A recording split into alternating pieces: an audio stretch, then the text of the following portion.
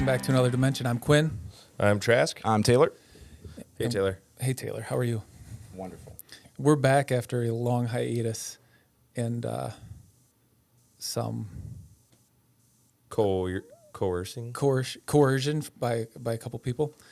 All four of our listeners. We're not here at our own will. So we're going to talk, kind of give you guys a state of the state, what's been happening. Obviously, we're going to talk about, well, let's just get right into it. Yeah, Let's talk about fuel prices. Everybody is asking about fuel prices. Talking about fuel prices, they suck, right? Yeah, they're not good. There's nothing good about them. I was involved in witnessed, I don't know. I saw a conversation last night of two differing opinions on fuel prices, and my stance is they are what they are, right? So in the flatbed world that we're in, there really is no fuel surcharge, right? We just we adjust the rates based on fuel, but we don't break it out as fuel surcharge. In dry van and reefer world, is very common that there's a fuel surcharge, and depending on the structure of the fuel surcharge, You can make money or you lose can money win on or you it. can lose. Yeah. So some people will say, "Hey, the fuel prices are up. You're just charging your customer back."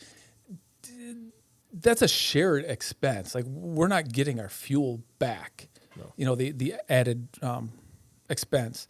But the discussion was, we have a large fleet owner with plastic trucks, Okay. and we have another fleet owner with big fancy What is hoods. a plastic truck? Well, that's what they were discussing. Okay. Okay. Fine. We So- can elaborate on that later. Yes. So the large fleet owner said, "Look, these high fuel prices are great for us." And the other guy said, "It's killing me."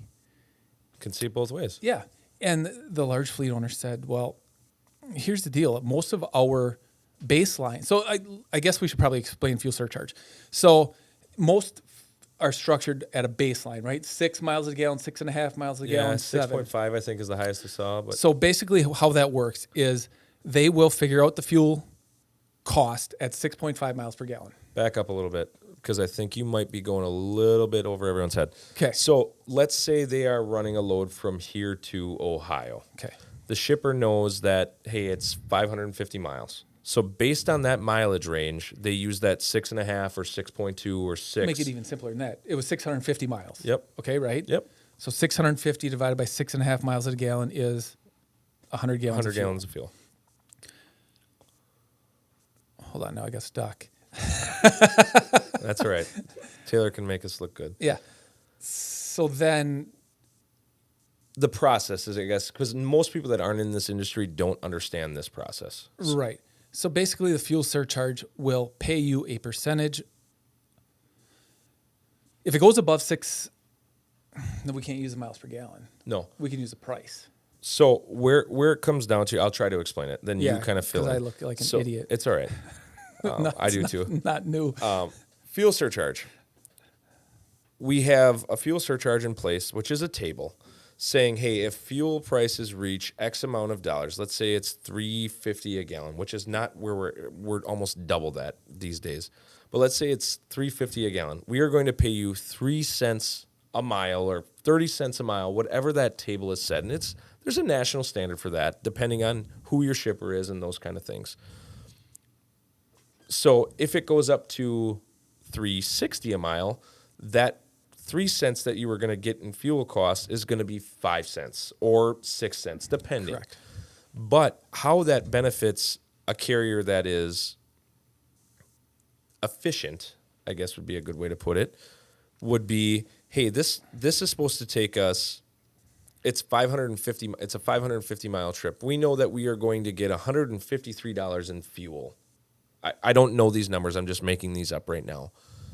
But that's based on our trucks averaging 6.5 miles a gallon. Well, this fleet that is energy efficient is getting 7.5 miles a gallon. So that means that there's a gallon difference in what they're being paid for and what they're actually consuming. They're beating the the 6.5 miles per gallon. So they're actually, fuel prices are actually helping them. They're putting more money in their bottom line. No, that doesn't mean they're making more money, because along with everything else right now, everything else is more expensive. Tires, Everything. oil, everything. We just had a bill for the 193 Yeah. that literally doubled. Yeah. 50%. Yeah. Yeah. But from the carrier with the hoods that you were talking about, I don't know who that is. They on the flip side, they're probably running at 5 miles a gallon. 4.8 to 5.3. That was a pretty good guess. Yep. So let's say they're running at 5 miles a gallon. But they look good. They're cool and they're shiny. They're sweet. Oh, Yeah. I bet.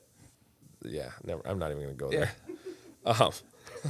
But it's killing them. It is, because every mile that they go down the road, or every mile that they go down the road, they're operating at a deficit when it comes to these fuel prices.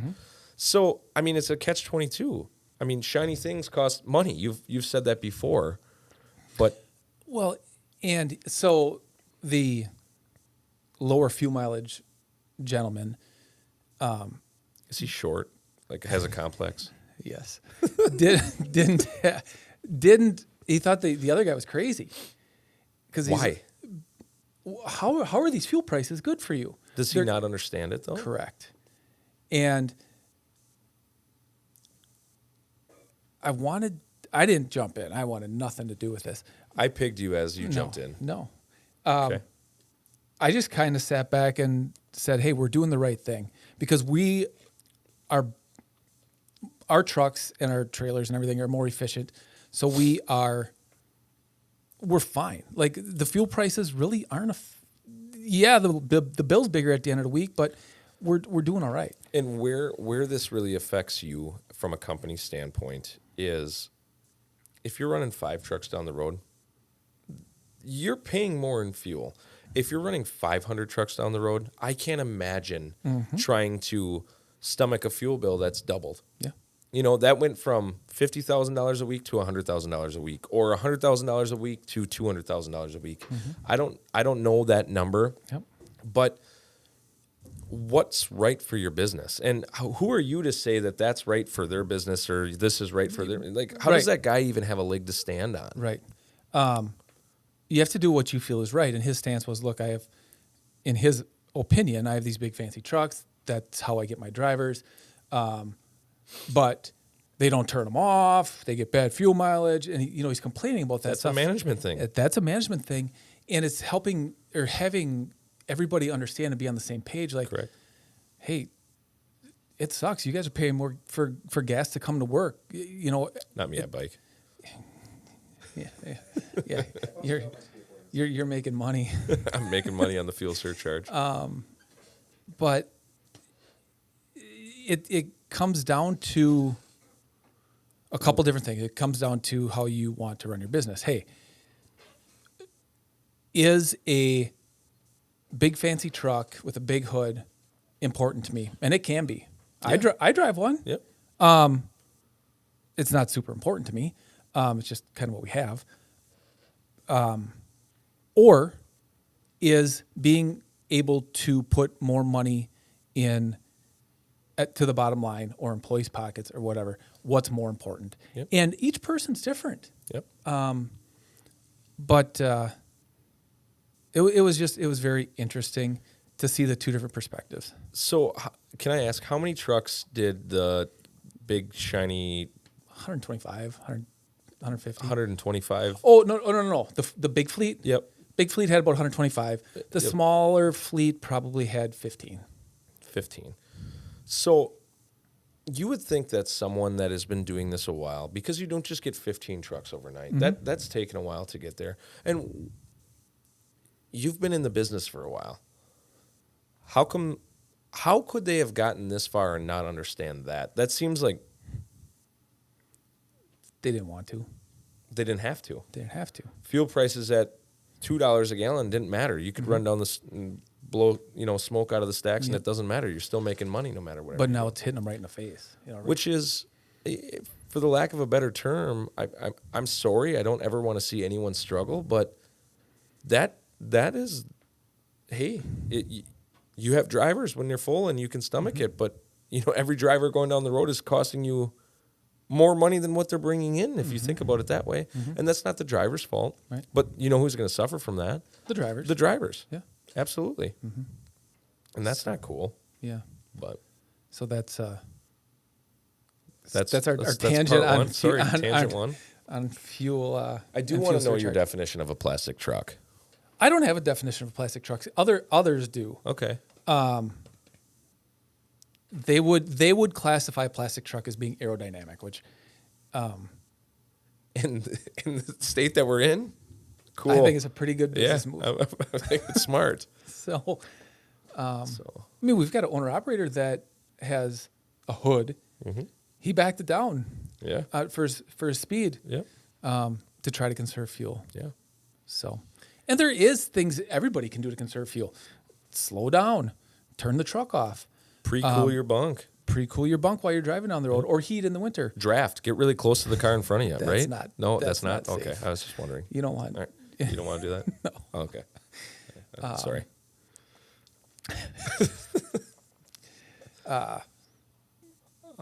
So we could talk about Yeah. idling and that kind of stuff. I mean, too. all that stuff. I mean, it's huge. And I mean, it stems from even a bigger issue, if you think about it, is for the last 2 years, Life's been pretty good.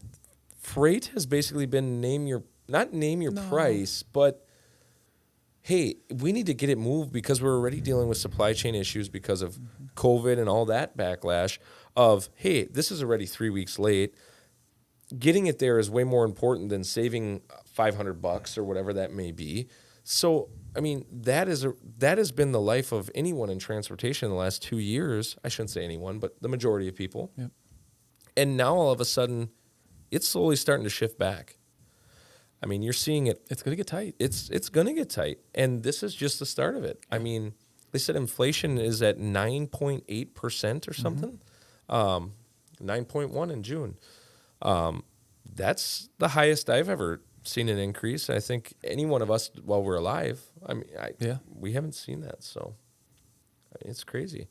But what does that do to everyone else? I mean, it's not just the shipper, the carrier, the driver that this affects. Well, it's The end user. everybody. Your personal lives. Yeah, and that can only be passed on to the consumers so much before someone says enough is enough. Another thing, I was reading the article on the gas tax break and how that Washington thinks that this would be a really good thing. And maybe it is. It is for some people. Okay. It's not for everyone. Right. Washington also just proposed our infrastructure deal, which is funded by our gas tax.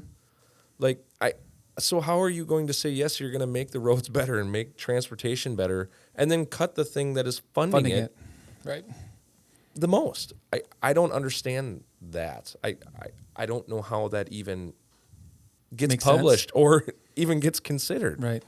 That's my opinion, and that's for a different Your time. opinion matters. Yeah.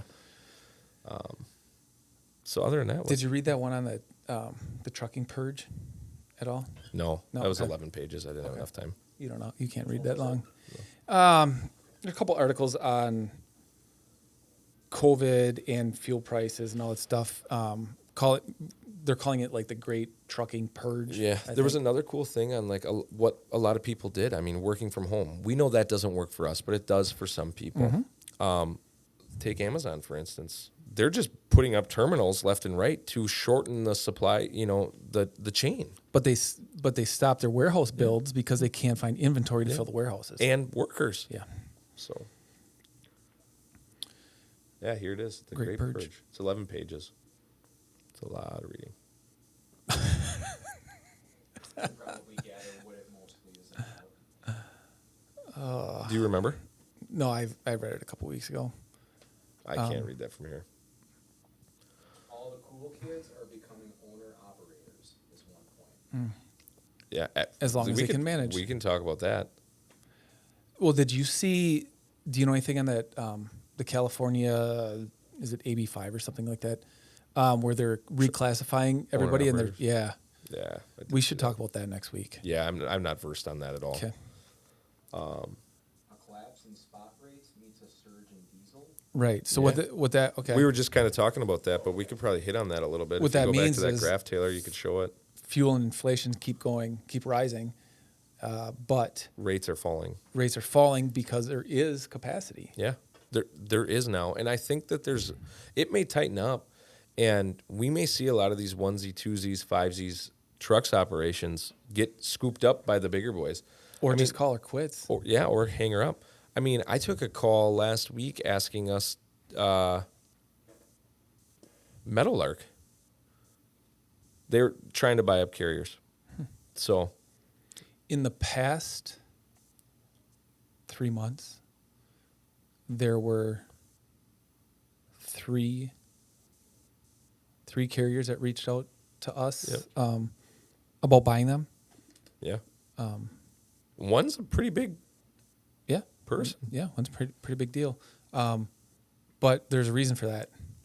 So we're not doing that. No. We're not starting any rumors here. Well, we could. Rumors are fun. Yeah, no. That's just not our game. No. Like we're not playing in that same field at all. And I'm sure that there is, but really the one way out, in my opinion, is don't get into being an owner operator unless you know what comes of it. Mm-hmm. Sorry to be harsh there, but I mean, all the cool kids are becoming owner operators is the exact reason why all those people, not all those people, 95% of those people are going to fail. And it's Unfortunately, it's it's sad true, to yeah. say, and I don't ever want to see anyone fail. You don't want to ever see anyone fail, and that's part of the reason why we don't do a lease purchase program like everyone else. But you don't feel right doing it. no, you feel like a used car salesman. Like, hey, I'm going to sell this car to Taylor, and then when he can't afford it, And for the right person, they can make it work. yeah, absolutely. Is that right? Because we have guys ask, so like, what is the right situation for it? It's got to be the right person. If you get a pocket full of money, you can't spend it. You have to put some away for taxes. You have to put some away for maintenance, Rainy day. breakdowns. I would never, if there's people looking for lease purchases, I would not just go to ABC company. Hey, you're offering lease purchase? Okay, sounds great. Without working there first, or at least having some sort of idea what they do, where the rates are, where they're running. Yeah. They go in blind and knowing what you're getting paid. Because we've said this before on the podcast. Hey, I'm going to pay you 80%. of what? Okay. Does that 80%, in this case, does that include a fuel surcharge? Are you taking a house money before a processing or whatever that may be? Are you going to charge me back for this, and this? What's my insurance cost? Is there a trailer rent? Yeah. Is there a trailer rental? What are my insurance costs? Oh, those are rising too? Oh, Is there yeah. an escrow? Yeah. Do I need to have an escrow? That's another good thing. But most people don't know those questions to ask. And if you're interested, I mean, I'm not an expert. Quinn's not an expert, but feel free to pick our brain. I can give you a couple questions to ask. I would never. I don't know how we got on this topic, but Me either. I would we never were like squirreling around stop someone's dream.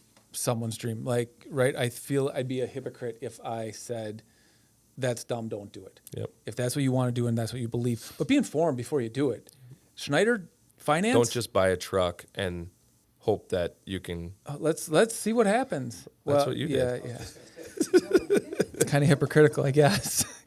But Schneider Finance is in business to resell trucks. Yep. They sell those things 5 times, Yeah. And they make money on it. or they wouldn't be in business. Yep. God, way to throw me under the bus, guys. Sorry about that. You did that on like episode 1 or 2. What else? I mean, other than that, what's new? I would like to. It's tough to get guests in here, Yep. and timing, and it's tough. But I would like to have people maybe like write in stories from the road that we could read on here. That would be cool. Like a little segment. Yeah. I'm going to give an example. I'll give two examples. And they could be positive, negative, horse, or whatever somebody wants to, Made to up. tell. Fictionary. Is that what fiction is or nonfiction? Nonfiction is not made up. Because then it would not be fiction if it's nonfiction. Okay. I think. I don't know. My story, I guess, would be one night out in a winter. Do I want to tell a winter story? Do I From, want to tell a like, horror last story? year? Yeah. Sure, go ahead. Sure. Okay. That was bad. It was really bad. I was coming back. It was snowing. I was out in western Wisconsin, and it's a 4-lane highway. So it's snowing. There's probably, I don't know, a couple inches of snow on the road. I was doing maybe 40 miles an hour. I was loaded, and I was in a right lane, and we were coming under an overpass to an on-ramp, and all of a sudden, in front of me, I saw taillights and a big pile of snow on top of a car. The car was probably doing 10 miles an hour because they couldn't see. They were just full of snow. So I looked to the left, and there was a box truck there. And I looked ahead, and I'm like, I'm screwed. I'm not going to be able to stop. So I hit the brakes. I couldn't stop. I couldn't go left, so I had to go right. And Thankfully, the snow was packed into the rumble strips, so you didn't feel that. yeah, I think I was beyond the rumble strips. Made Highway 29 3 wide, and went right by the car. The car didn't even know I was, behind them until I was alongside of them. But That happened. that could have ended badly. It was almost surreal though. It was very smooth, and got by him and got back on. But imagine if Yep. imagine if someone was coming on the on ramp. yeah, well, we were beyond that at that point. But yeah, that was fairly scary. Sean had one.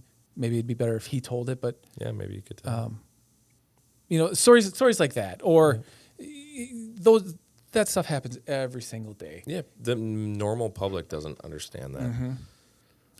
I have to share this story. And Taylor, you might have to censor this out a little bit. Okay, love it. So we have a carrier that we do a lot of work with. And I called him today to see, what he was working on and that kind of thing. He answers the phone normally. Hey, what the hell do you want? And just talking to him. He goes, hang on a second. So he put me down, and I could hear him just screaming at someone on the other line. He goes, what do you mean our trailer got vandalized? He goes, what do you mean? We don't have any loads at a mill. Why is our trailer at a mill, Bob? And I'm like, I didn't say anything. I put it on speaker, and I looked at Chad and Mark, and they both kind of stopped what they were doing and turned around. Finally picked me back up. The guy I was talking to picked me back up. I'm like, what's going on? He goes, I don't know. This guy is an idiot. He goes, we're not even parked at a mill. He parked at home last night, but he lives by a mill. So he said that the trailer got vandalized by a mill. So during this conversation, he goes, well, you probably won't be going to work today. Looks like we got to call the cops to get this one figured out. So I'm like, Jesus Christ. All right, let's kill this one. Let's Kill it. So I We're guess back. thanks for Yeah. tuning in, Thank you. listening. Putting up with us. Yeah, we pounded through this one. Hopefully, we gave you some sort of insight. But as always, we are looking for more topics.